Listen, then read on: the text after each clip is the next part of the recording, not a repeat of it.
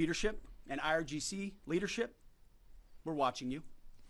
Our capabilities are not the same, our military and yours. Remember, this is not a fair fight.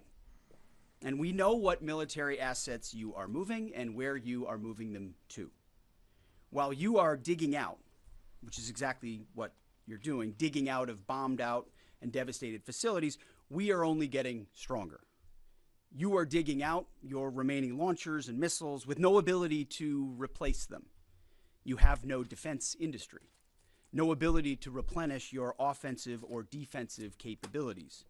You only have what you have. You know that, and we know that. You can move things around, but you can't actually rebuild. You can dig out for now, but you can't reconstitute. But we can.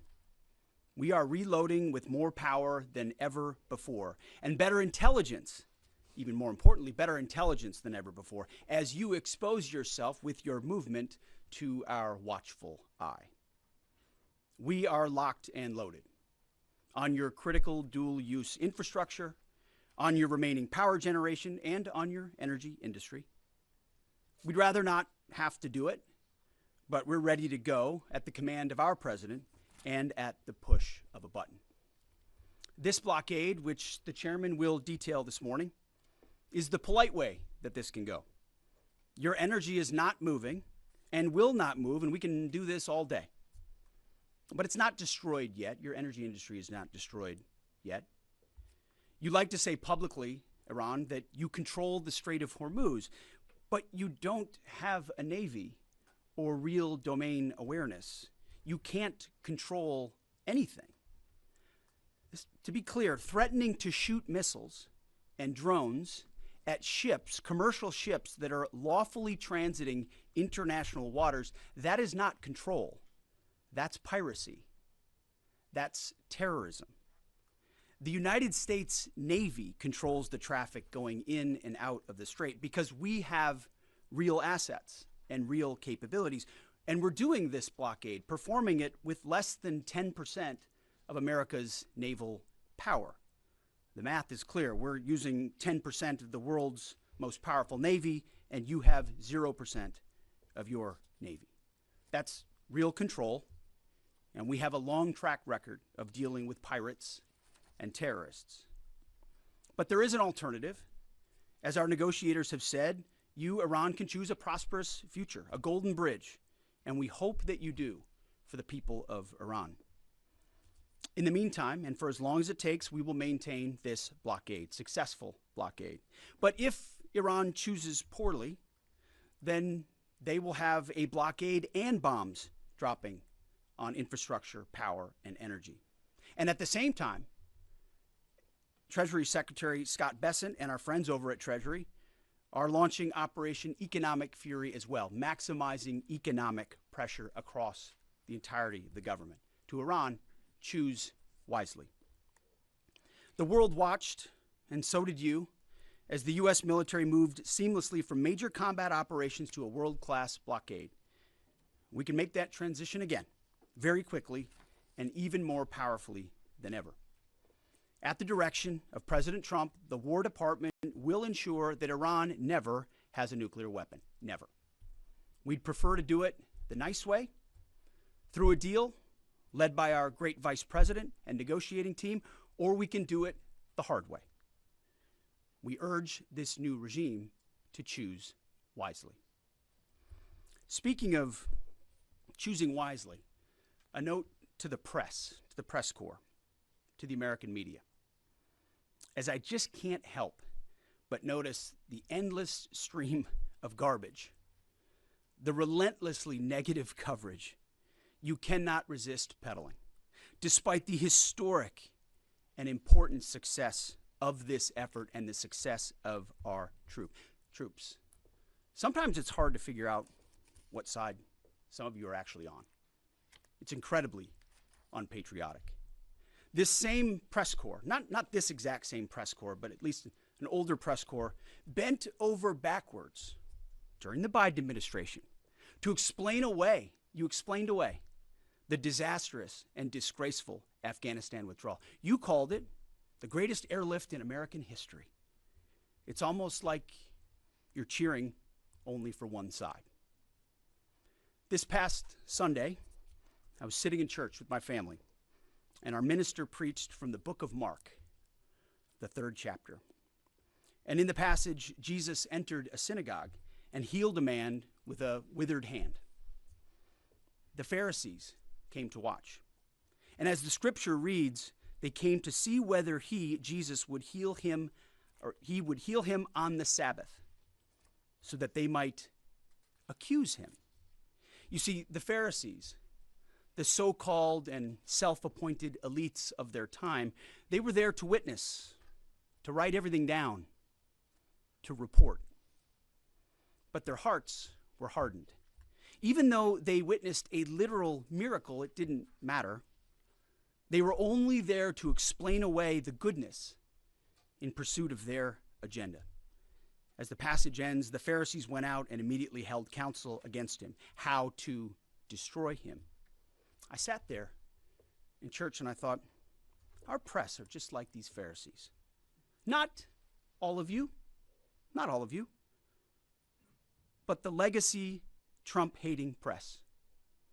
Your politically motivated animus for President Trump nearly completely blinds you from the brilliance of our American warriors. The Pharisees scrutinized every good act in order to find a violation, only looking for the negative. The hardened hearts of our press are calibrated only to impugn. I would ask you to open your eyes to the goodness, the historic success of our troops, the courage of this president, and this historic moment for a deal that could end the Iranian nuclear threat, the incredible battlefield victory laid before your eyes, the not one, but 2 incredible rescue missions, miracles, you might say, or a locked-in blockade. Or how about historic recruiting numbers? Yesterday, we announced that the Air Force and the Space Force met new higher goals in FY26, 5 months in advance of the end of the fiscal year, five months ahead of time. The Marine Corps and the Army will soon do the same. 2-3 years ago, we couldn't meet lower recruiting numbers, not even close. Where are the reports on that? Where's the coverage of the new spirit in the country, the new spirit in the ranks, the surge of Americans wanting to join the greatest military in the world? Nothing from the fake news. We sense a pattern. You see, on the battlefield, these are demonstrations of uniquely American capabilities, strength and resolve. It's all around you each and every day. But in the press, you only seek the negative, earning each and every day the fake news label. But the American people, with goodness in their hearts, see past the Pharisees in our press. They see the goodness. You watching, you see the goodness. They see the success. They see the reality. And they don't demand perfection, and perfection is not possible on any battlefield. But they see the incredible feats that our troops accomplish every single day. So to those troops, stay focused, block out the noise, stay aggressive. You are showing the world what it means to be an American warrior. You are making this building and the American people proud. We pray for you every day, and we have your back in every way. And to Iran, choose wisely. I pray you choose a deal which is within your grasp for the betterment of your people and for the betterment of the world. In the meantime, the War Department is locked and loaded. Mr. Chairman, over to you. Thank you, Mr. Secretary, and good morning, ladies and gentlemen. Thank you for being here today. Last week, the President of the United States directed a ceasefire that temporarily paused major combat operations in Iran. The unprecedented effort by America's joint force during Operation Epic Fury set the conditions for this ceasefire. And as the Secretary said, I'd like to emphasize during this pause that the United States joint force remains postured and ready to resume major combat operations at literally a moment's notice. This morning, I'd like to give you an update on the ongoing blockade in the CENTCOM AOR area of responsibility. On Monday, 13 April, at 10 a.m. Eastern Standard Time, at the direction of the President, America's joint force began implementing a blockade against Iran under the leadership of Admiral Cooper and the team at CENTCOM. Let me be clear, this blockade applies to all ships, regardless of nationality, heading into or from Iranian ports. The U.S. action is a blockade of Iran's ports and coastline, not a blockade of the Strait of Hormuz. Enforcement will occur inside Iran's territorial seas and in international waters. In addition to this blockade, the joint force, through operations and activities in other areas of responsibility, like the Pacific area of responsibility under the command of Admiral Paparo, will actively pursue any Iranian-flagged vessel or any vessel attempting to provide material support to Iran. This includes dark fleet vessels carrying Iranian oil. As most of you know, dark fleet vessels are those illicit or illegal ships evading international regulations, sanctions, or insurance requirements. More than 10,000 sailors, Marines, and airmen, over a dozen ships and dozens of aircraft are executing this mission. And let me walk you through this operation a little bit. Please go to the first slide. First to the graphic. This is taken before the blockade began. North is up. You can see the blockade line here in the center of the graphic, denoted by the red dashed line. This map is a pull from our common operating picture that we use to allow commanders and key leaders to see what is happening in near real time. We just grabbed screen grabs to highlight the actions and activities. What is not shown is how incredibly congested this area is and the incredible work that our sailors are doing to ensure that they can work in and around an incredibly busy water space. What is also not depicted here is the massive force of fighters, intelligence aircraft, helicopters, and other embarked forces, to include aerial refueling tankers, that are up overhead this blockade area. You'll note that the U.S. forces are in blue, Iranian ships are in red, and as we started this blockade, there were 7 ships of interest that were of concern for U.S. Central Command. Through a variety of intelligence tools and with the assistance of the Office of Naval Intelligence and other intelligence agencies, the force began to hunt for potential interdictors at 10 a.m. Eastern Standard Time. Next slide, please. It's now 12:40 Eastern Daylight Time, 2 hours and 40 minutes into the blockade, as attempted blockade runners attempt to hop the line. U.S. forces began to commit. Out in front of them was a range of intelligence, surveillance, reconnaissance, and tactical assets. And immediately these runners began to see, sense, and feel America's combat power compressing upon them.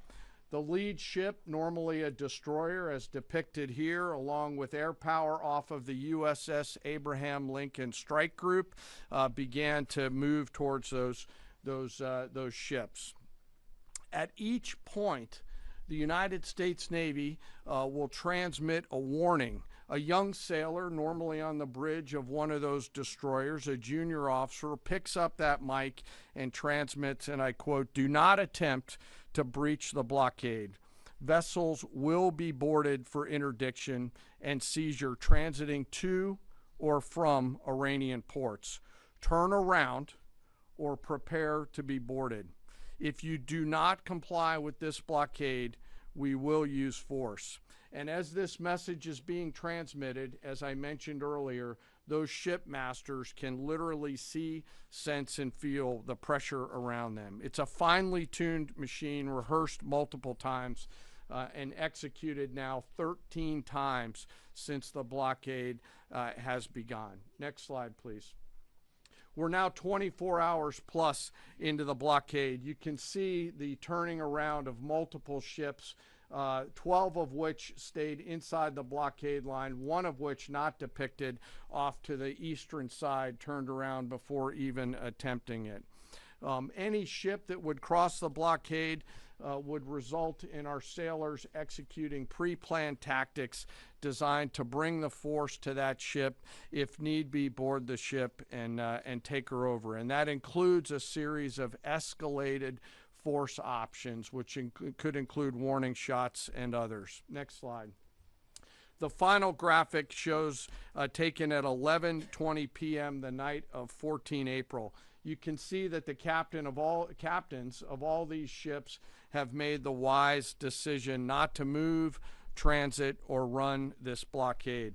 As I mentioned, so far 13 ships have made the wise choice of turning around.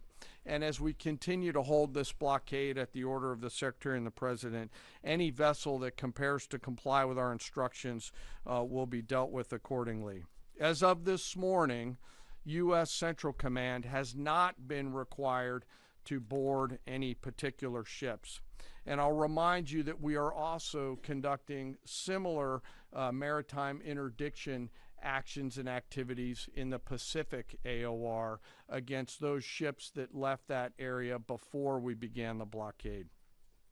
Before I turn it over to Admiral Cooper, I want to talk briefly today about the men and women enforcing the blockade, America's sailors and Marines, and today particularly our destroyer and surface forces.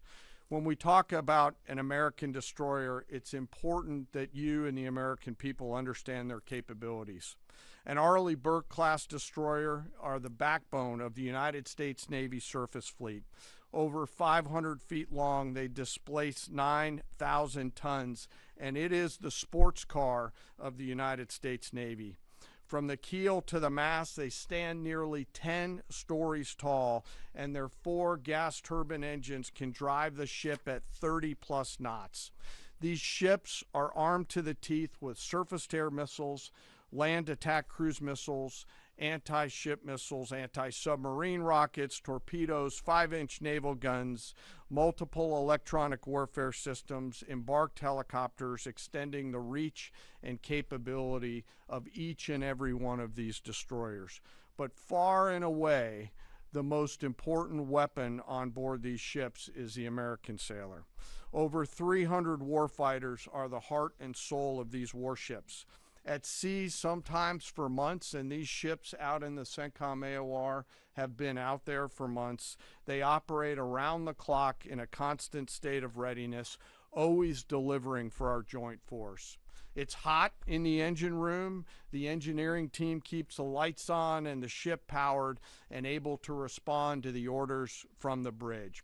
On that bridge, our sailors maintain a constant watch, maneuvering the ship tactically and safely through always congested water space. And there is a lot out there. It is like driving a sports car through a supermarket parking lot on a payday weekend with thousands of kids in that parking lot as you attempt to maneuver through there to get to that ship that would attempt to run that blockade. Down in the Combat Information Center, the CIC, the Tactical Warfare Center of the ship, that is where the decisions are made. As threats appear, these young sailors are making real-time decisions on how to identify these threats and handle them, and they always deliver. These ships are run by the youngest sailors in our surface warfare Navy. The helmsman, the sailor on the watch at the bridge, is normally just between 18 to 19 years old, and they are trusted to drive this warship through that supermarket parking lot without hitting anything. The conning officer, an equally young commissioned officer who's normally just a few years out of college, is the ones that are giving that young helmsman the orders on where to take that American warship to execute the mission that the Secretary and the President has given us. These are incredibly well-trained sailors. They are led by incredible leaders, salty, experienced leaders, and trusted with deep responsibility. and I'm so humbled and proud of America's Navy. These sailors choose to take the road less traveled to go into the historic surface Navy, and they deliver every single day. Finally, as I often do, I want to highlight one of those surface sailors today and remember our fallen. Today we remember Ensign Robert Thompson of the U.S. Laffey, who died on this day in 1945 in the Battle of Okinawa. He was killed while fighting a fire along with 31 others as 2 Japanese kamikaze aircraft hit their ship. He passed away 1 week after his 22nd birthday and was posthumously awarded the Navy Cross. We remember Ensign Thompson today and all of our World War II vets who continue to give us the gift of a great example. And those surface warfare sailors who are out there doing the job right now take the courage, grit, and determination that those World War II vets gave us into these actions and activities that they're tasked to do every single day. So now I'd like to turn it over to Admiral Cooper to give us a readout of his recent trip to the region. Well, good morning, and Mr. Secretary, thank you for the kind invitation, and Chairman, great to join you. It's a real honor to be here representing the more than 50,000 American service members deployed throughout the Middle East today, supporting operations. And it's great to have the opportunity to highlight the tremendous efforts our warfighters operating forward and the important partnerships with regional allies that continue to thrive. In fact, yesterday I returned from my second trip to the Middle East in the past 15 days. 2 very different visits, one during our offensive operations against Iran, and the second, in this most recent trip, during the ongoing ceasefire. Very different. During both of my recent trips, I visited with our troops who were deployed across the region in more than 70 different locations, in a distance that largely spans between Florida and Arizona. I've long believed that every success that we have starts and ends with our people, and boy, does this shine through brightly. During these visits, I had the privilege of personally recognizing more than 100 servicemen and women for their extraordinary valor, their courage, and their initiative under fire and delivering fire. And every time I interact with these young men and women downrange, I am deeply inspired by their courage, their resilience, and their unwavering commitment.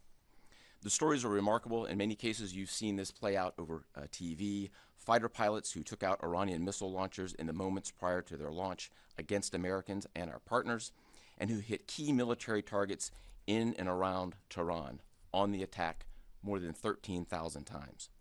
I met with some of the teams that helped to bring our F-15 airmen home safely from Iran and heard first-person accounts of the stories. Absolute heroes. I spent time with our troops who are employing cutting-edge tactics and technology for the first time in warfare. I won't be able to talk about what those are, but these young men and women are breaking new ground. It's incredibly inspiring. I met with teams who launched our own one-way attack drones into Iran. These were originally Iranian-designed drones. We brought them back to America, took the guts out, put a Made American stamp on them, and fired them right back to Iran. Very effective.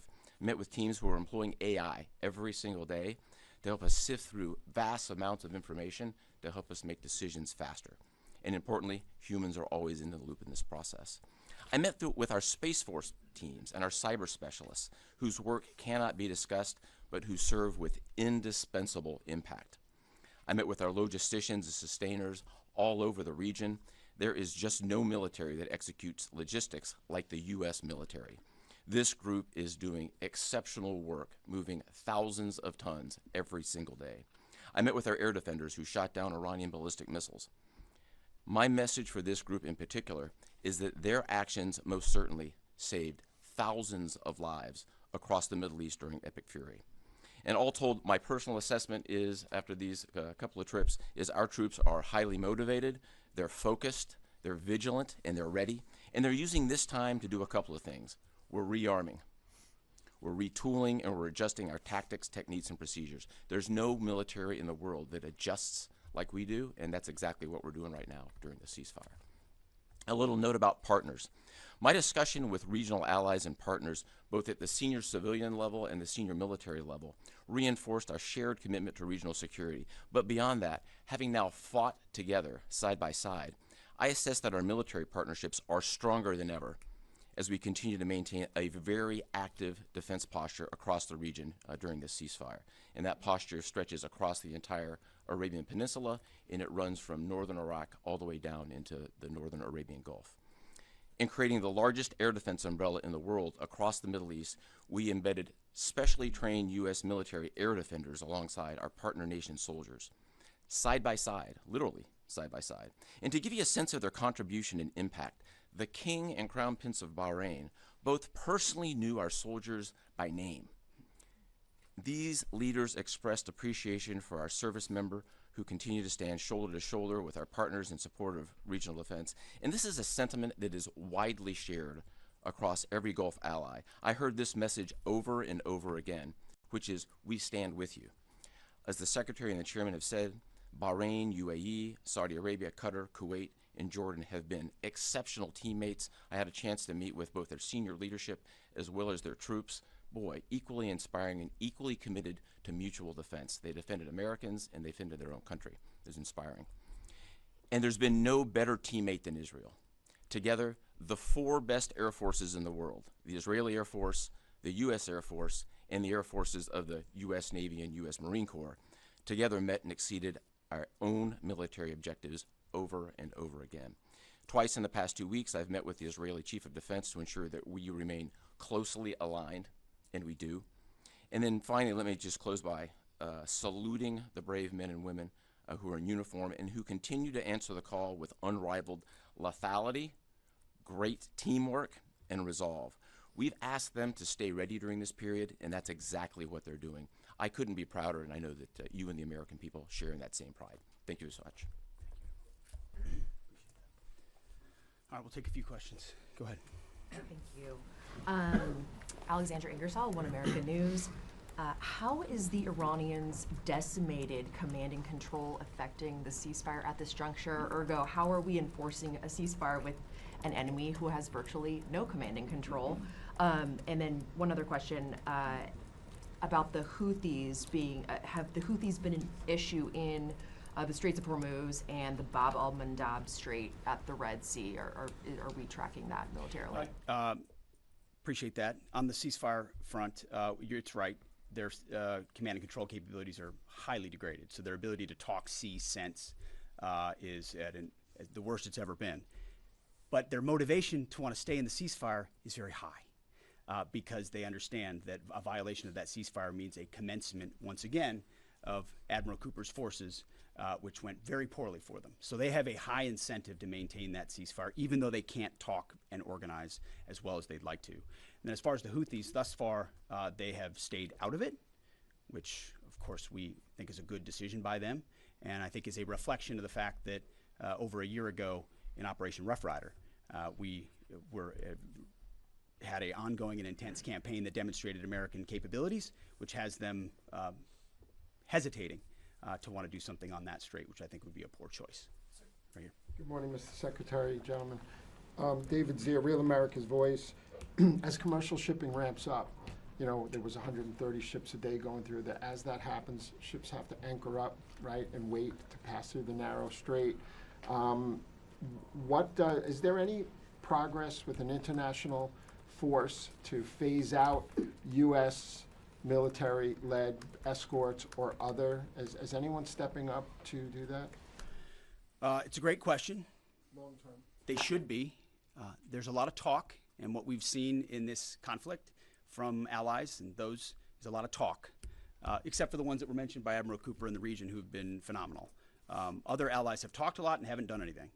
And as the president has pointed out, this is a waterway that the American commerce doesn't use all that much. We don't rely on the energy coming out of the Strait of Hormuz, but Asia does, and Europe does, and large parts of the rest of the world do. And so their ability to muster a collective defense or a clearing of the straits would be a wonderful thing. And we hear and see the talk about it, but when shots were fired and those countries were needed the most, they weren't there. They weren't in the strait. They weren't alongside us. Their leaders weren't rallying what they have of their navies.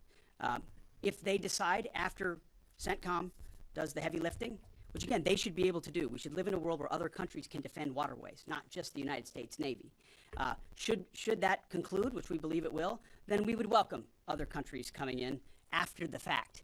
But you can't live in a world in perpetuity, and this is a message to the rest of the world and our allies, where you just rely on America to continually do the heavy lifting. Oh, Iran might get a nuclear bomb. Who's going to do something about it? America. And America only. Other allies need to invest in their capabilities so they can project power and do basic tasks like clearing a strait. So we're not counting on it, but it would be wonderful to see it if it ever materialized. Yes. Thank you, Mr. Secretary. Thank you all for your time. I have a couple questions. I know you said a few weeks ago that Iran's supreme leader was wounded and disfigured. Do you have an update on whether he's even alive at this point? And then another question for you. Iranian embassy accounts are sharing an AI video of Jesus Christ kind of bloodily killing President Donald Trump. Does the Pentagon have a response to this, including the fact that this AI Jesus is casting Trump into hell?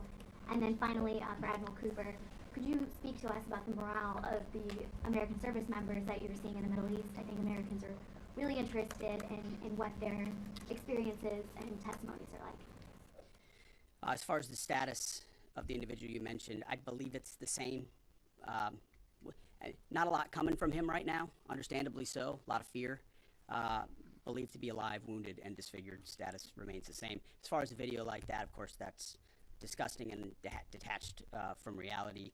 Iran says a lot of things in the propaganda space based on complete lies, and their actions have been lies. Oh, we don't target, we see missiles going into civilian facilities and hotels in the Gulf states. And they say we only target military targets, as you watch drones and missiles go into. So they are going to misrepresent, lie, spin in a multitude of ways, which we are quite used to. Ultimately, they need to come to the table and make a deal. And I'll hand it over to Admiral Cooper for this. Yeah, I would just reiterate my previous comment. Morale is very high. And anyone in the military can take about 2 seconds to figure out what morale looks like by meeting around it with the people. And it is crystal clear. These are motivated young men and women. I had the wonderful privilege of writing a letter early on in the operation to the team forward. And I told them this was going to be a mission of extreme consequence. And serving at a time where you are making a difference, consequential, as the Secretary and the Chairman have described over and over again, is incredibly and deeply meaningful. And I think that's the key part of the drive as well as being great teammates across the board. It's a privilege to watch. Jerry. Thank you. Jerry Dunleavy with Just News. I have a couple of questions. First is some critics of the Trump administration policy, including former NCTC Director Joe Kent, have attempted to claim that the Trump administration's policy of zero enrichment for the Iranians is not actually President Trump's policy, but was foisted upon him by the Israelis. Looking back, doing a bit of a refresher for myself, I saw that zero enrichment was the Trump State Department's policy in the first admin. Just stop for a second. As someone who, unlike the individual you referenced, is in the presence of the president nearly every day and has been inside every single key meeting that has happened surrounding the idea of Operation Epic Fury, not a single thing has been foisted upon the President of the United States. President Trump makes his own decisions about the interests of this country and defending our interests, and then working with allies and partners, in this case, Israel, who's got a lot of will and a lot of capabilities, which we're grateful for. Nothing gets foisted on President Trump. So those people who are not in those meetings who like to say things about that are just flat wrong. I had a quick one for Admiral Cooper, if that's Sure. okay. Thank you, sir, and thank you for being here. So during Operation Epic Fury, 13 U.S. service members have lost their lives, some of them in an apparent aircraft refueling accident, and some of them from Iranian strikes, including a drone strike. I was wondering if you could share a little bit with us about how those Iranian strikes were able to be successful, and what lessons you've learned, and how you're applying those lessons in the future to make sure that we're able to defend a little bit better against that sort of Sure, thing. a really broad question, but first, we will always honor the fallen. And the 13 who lost their lives really helped steel the resolve and congeal the motivation of the forces that are I met many people who knew the fallen personally, I met many who were reported as wounded and are back. 90% of those who have been wounded have been back to duty. It gives you a sense of purpose and motivation. We have collected dozens, if not hundreds, of lessons learned. And as we sit here right now, the Joint Force across the board is taking them and very tactically applying them right now, right here, right now. If I think about a football analogy, if it's halftime or between the third and fourth quarter, great teams are always adjusting, and we are certainly a great team, and that's what we're doing right now, taking the lessons and applying them in a meaningful way. What those are, I'm not going to talk about. I'll say they extend also outside of CENTCOM and across the rest of the Joint Force. We are a learning organization, so adversaries around the world should recognize that and be aware of that. No doubt. And likewise, I mean, the chairman and I have had the opportunity to greet those 13 and their families at Dover, and it does steel our resolve. And I can just attest to the planning that went into every aspect of this, and force protection, ensuring that CENTCOM has whatever it needs and that they're taking the proper posture has always been a number one in this effort. Last question. Thank you, Secretary Hegseth. There's reporting that says U.S. intelligence indicates China is preparing weapons shipments to Iran during this ceasefire. What's your reaction? Are these reports accurate, and what would be the consequences for the Chinese if they move forward with these shipments? Well, as you know, President Trump has a very strong and direct relationship with President Xi, and they communicated on that, and China has assured us that that indeed is not going to happen, and in the spirit of the meeting they'll have next month. Thank you very much. Appreciate it. Thank you.